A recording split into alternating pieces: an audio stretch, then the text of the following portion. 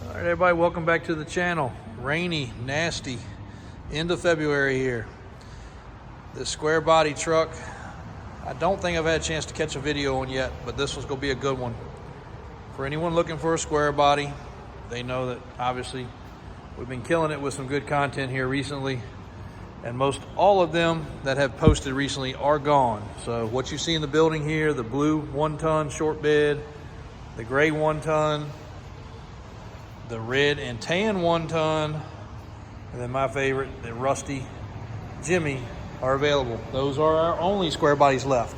And if you follow us on TikTok, most of these videos have exploded. And this one should be no different after we go around the details on this truck. But this truck has been through two of our very good customers' hands. One is the original builder. The second one is the one that went kind of over the top with a few changes and literally never drove it. So that's how we acquired it. It was just sitting in his garage. This truck does have a couple little faults to it. So get that out of the way right away. Does not have heat, does not have AC. Unfortunately, when they did the conversion, trying to clean it up under the hood, they eliminated the heater box. It can be put back, and a retro AC system could be added very easily. So if this truck needs to go to Texas or Florida like the last two square bodies did, easy to do. The other thing is, it is a manual valve body. For those that don't know, that means you have to shift the transmission. There is no clutch, but you do have to actually shift the transmission. Not a big deal. It's just when you come to a stoplight, you got to pull it back down to low, take off in low, go second, go third. Now, another thing you'll notice, Daniel just finished up at the shop. It was really smoked out. So keeping it legal, we put the amber lenses back in it, and he put the signal lights in a different grill to make everything match, and took the time to color match all that stuff. So when we say the attention is in the detail, we go pretty far with that. This truck's got sheet metal aftermarket bumpers with a LED light front and back. It's got an area where you can hang a couple shackles here if you're into that. Dana 60 front, 14 bolt back, disc brake conversion in the back, Heim joint heavy duty steering, crossover heavy duty steering, and powder coated. Everything is hammer powder coated on this truck. It even has the panhard bar / track bar, braided brake hoses, ceramic coated headers, 2-wheel drive replacement steering box, and it's a good one with the proper steering arm. This truck's sitting on probably, they call it maybe 10 inches of lift, 38-inch groundhog replica tires by Interco. It's the Cobalt version with 14 wide wheels. Tires are brand spanking new, basically, still got the nips on them. Long length rear springs, still got the sticker on them. You can see all the hardware where things were replaced. It's all zinc hardware. It does have a nice hidden set of traction bars, also hammer powder coated. And the exhaust is run real nice and clean. Frame is clean. One of the latest upgrades on this truck were the power step kit. It also has custom door panels,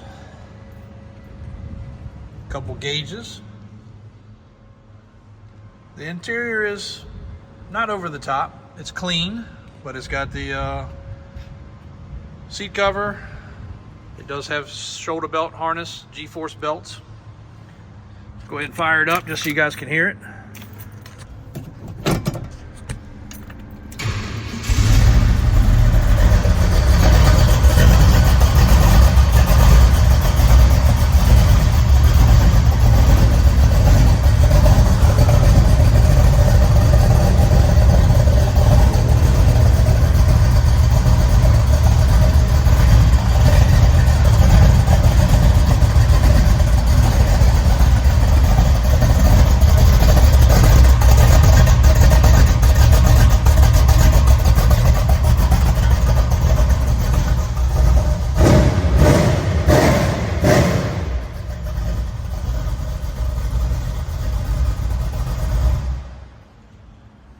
Definitely can't hear me if I leave that running.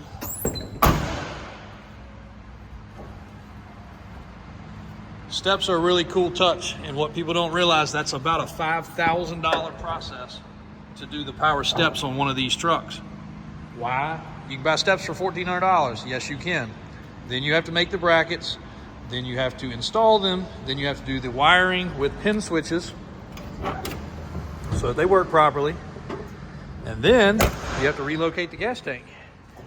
In this case, they didn't do the saddle tank. They did a tank in there and rerouted all the hoses and reran all the lines.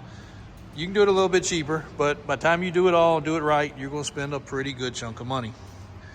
We just did a set for a customer, and like I said, between $4,000 and $5,000 depending on the application.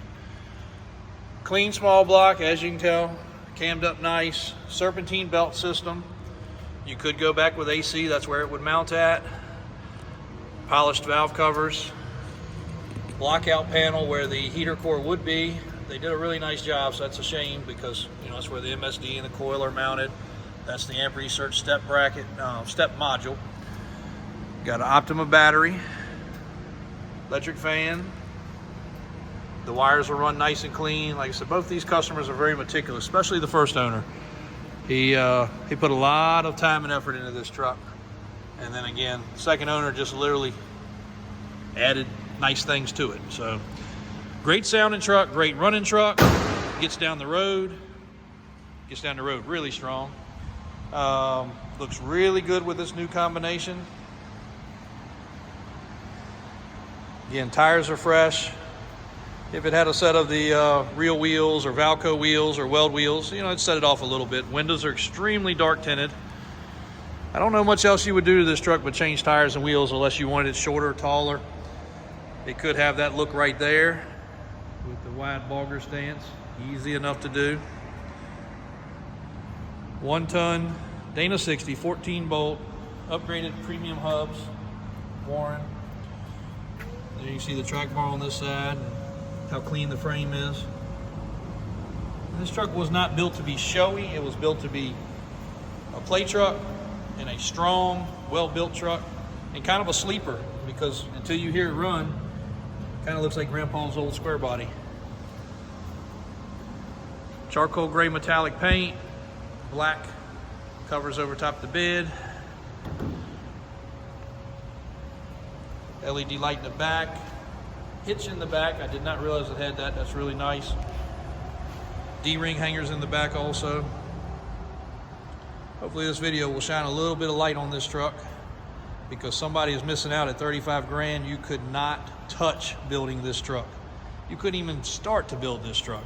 If you figure the drivetrain with 1 ton axles, tires, wheels, and lift kit alone, then you add the bumpers, the power steps, a nice, clean, rust-free truck, a healthy built motor that I think, and the website shit tells you, but I think they said 550 on the horsepower of this motor. Fresh transmission, dry underneath. It was just sitting back there and I moved it forward. Very dry underneath. The Bronco that was sitting there, not so much. It left a couple drips, but this truck's very clean, very dry, sealed up well, and it has all the Davis off-road touches.